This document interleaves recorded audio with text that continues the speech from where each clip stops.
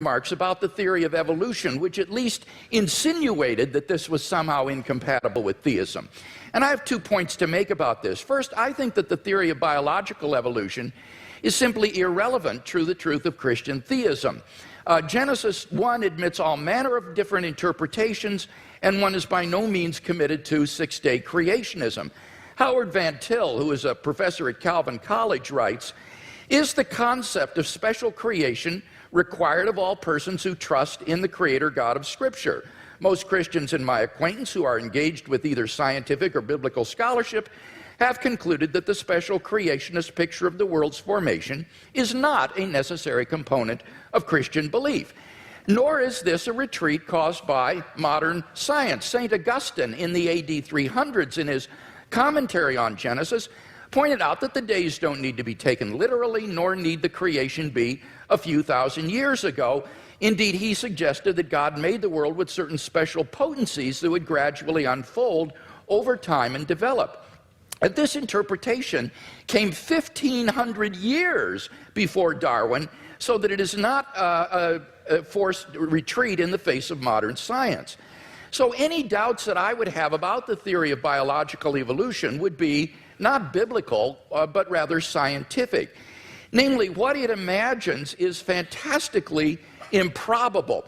Barrow and Tipler, 2 physicists, in their book The Anthropic Cosmological Principle, list 10 steps in the course of human evolution, each of which is so improbable that before it would occur, the sun would have ceased to be a main sequence star and incinerated the Earth.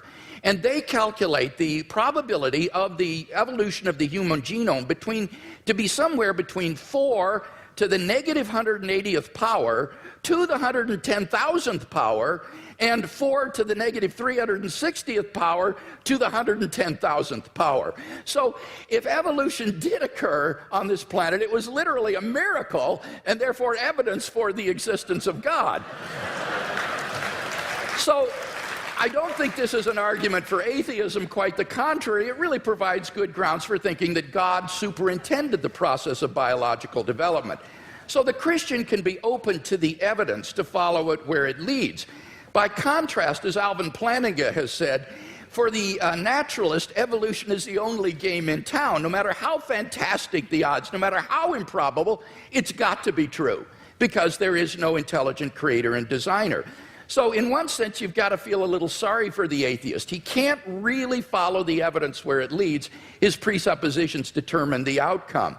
By contrast, if there is a fine-tuner and creator of the universe, then already in the initial conditions of the Big Bang, you have an elaborately designed universe that permits the evolution and existence of intelligent life. And I think evolution simply layers on more improbability. Now, Mr. Hitchens says, but why did God wait so long, all that waste during this time? Well, that sort of concern with efficiency is only of importance